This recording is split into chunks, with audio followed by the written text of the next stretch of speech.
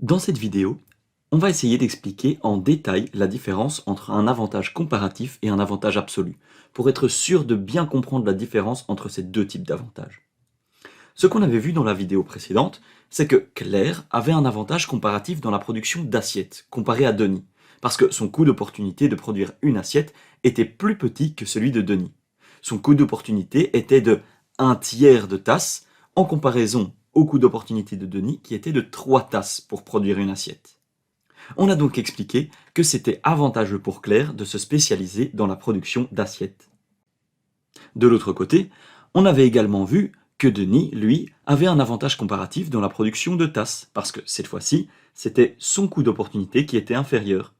Il devait renoncer à 1/3 d'assiette pour produire une tasse, alors que Claire devait renoncer à 3 assiettes pour produire une tasse. C'était donc avantageux pour lui de se spécialiser dans la production de tasses. Donc là, on parlait d'un avantage comparatif, et on ne peut pas confondre ça avec un avantage absolu. Un avantage absolu n'est pas lié au coût d'opportunité. Un avantage absolu, ça signifie juste qu'une personne est plus productive, produit plus de quelque chose avec les mêmes ressources.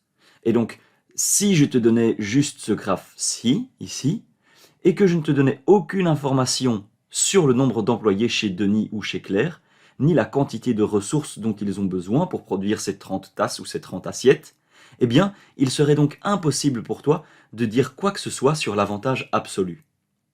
Mais maintenant, si par exemple, dans le cas des assiettes, on dit qu'ils ont chacun un employé, disons que c'est eux-mêmes leur employé, et qu'ils utilisent les mêmes ressources, comme on observe que Claire peut produire plus d'assiettes que Denis, alors on pourra dire que Claire a un avantage absolu pour la production d'assiettes.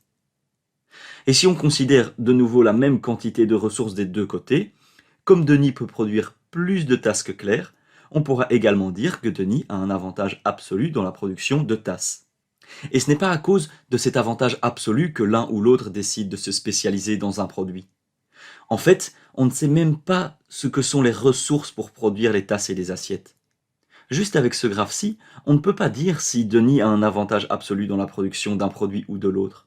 Peut-être en effet que lui a besoin de 100 employés pour produire cette 30 tasses, alors que Claire aura besoin de seulement un employé pour produire 10 tasses.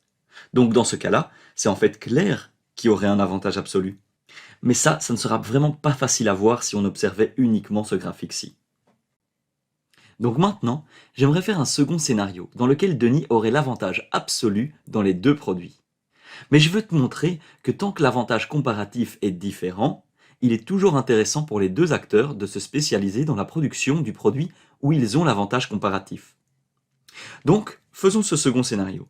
Ici, on a de nouveau l'axe des tasses, et ici, l'axe des assiettes donc.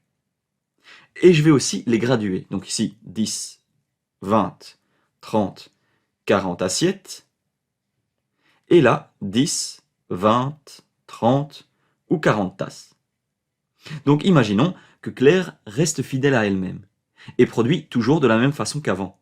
Donc sa CPP resterait donc pareil. Elle resterait donc ici de 10 tasses si elle produit que des tasses, jusque 30 assiettes si elle produit que des assiettes. Mais de l'autre côté, Denis, lui, a augmenté sa production, et sa courbe de possibilité de production ressemble désormais à ceci. Et ça, on fait l'hypothèse que c'est avec la même quantité de ressources. Donc, avec la même quantité de ressources, Denis peut produire maintenant 40 tasses, alors que Claire ne peut en produire que 10. Ça veut dire qu'il a l'avantage absolu dans la production de tasses. Ou bien pour les assiettes, en faisant les mêmes hypothèses, on voit maintenant qu'il peut produire 40 assiettes. Alors que Claire, elle, ne peut en produire que 30. Denis a donc à nouveau l'avantage absolu dans la production d'assiettes. Donc Denis a maintenant l'avantage absolu dans les deux produits. Mais on va voir que ça va quand même être intéressant pour chacun d'eux de se spécialiser. Qu'ils ont tout de même des avantages comparatifs différents, parce qu'ils ont des coûts d'opportunité différents. Ok, du coup, faisons le même raisonnement que dans la vidéo précédente. Ici, on peut reprendre les calculs qu'on avait fait pour Claire, parce que pour elle, rien n'a changé dans sa production, et donc ses coûts d'opportunité n'ont pas changé. Mais comme Denis, lui, a investi à fond dans la recherche et le développement, et que donc sa courbe de possibilité de production a bougé, ça, c'est donc la nouvelle courbe de possibilité de production, donc CPP, de Denis. Donc là, refaisons le calcul.